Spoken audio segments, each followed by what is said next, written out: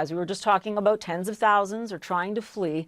Meantime, millions of Afghans remain refugees, internally displaced. Many of them are in their own war-torn country. Now, UN High Commissioner for Refugees Filipino Grandi told CNN's Eleni Giacos today there were more than 3 million internally displaced peoples in Afghanistan, with 500,000 forcibly displaced in the last few months. Of course, as we saw, the Taliban advance right through the entire countryside, and many just in the last few days. Now, British Prime Minister Boris Johnson said the UK will work with other countries to avoid a humanitarian disaster in Afghanistan, and said recognizing a new government would be only on the best international terms. Now, Alexander Matheou is Asia Pacific Director for the International Federation of the Red Cross. He joins us now.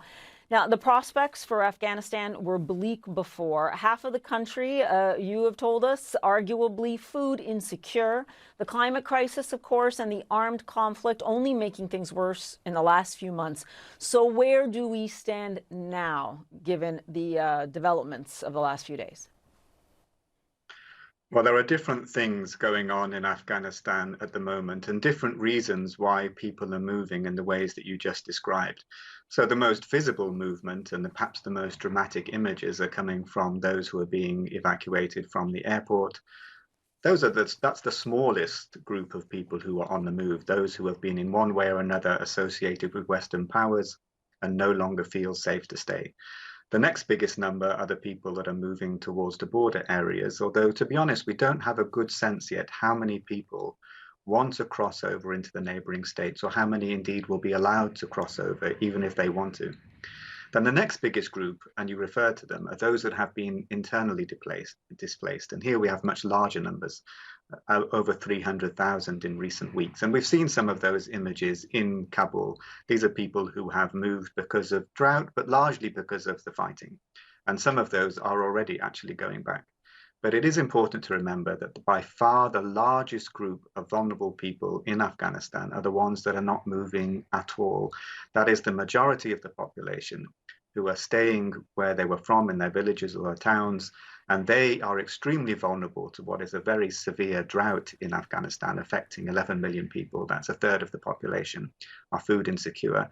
And of course, we still have the very severe pandemic of COVID-19, which is hitting Afghanistan very hard. So there are multiple crises going on at the same time.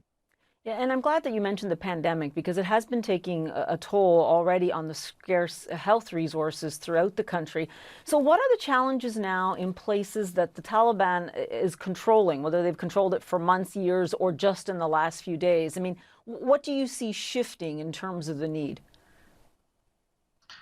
Well, first, in terms of access, if I may, the international Red Cross and Red Crescent movement has worked with the Taliban 20 years ago and has continued to be in contact with them to secure access to provide services to people over recent years as well.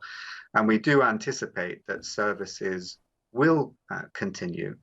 The Afghan Red Crescent, it runs the largest non-government primary health network in the country, over 150 health services, either mobile or stationary clinics. And these are staffed by people, volunteers and staff from the communities within Afghanistan. So they're not perceived as something that's come in from the outside. So they will continue to provide services now, as they have done before. There may be some temporary delays as we talk to new interlocutors, but largely we anticipate those services will continue, and we will continue to be the first responder to every natural disaster in a very disaster-prone country. So the services will continue, but the problems are varied. But on the pandemic, I think we are likely to see another wave hit quite soon. It reached a peak about 2 months ago where 34% of people tested were positive. The hospitals were overflowing and there was a shortage of oxygen. But that did get a little bit better over recent weeks. But there's been so much movement and so many crowds convening that there probably have been super spreader events that we'll really feel about 2 to 3 weeks from now. Yeah, and it is such a good point. As we see some of the images, we all have to remember that this is in the middle of the pandemic, and it will just add another layer of suffering to people already wondering how they are going to continue to secure their livelihoods. I appreciate the update. Thanks so much for being with us. Thank you.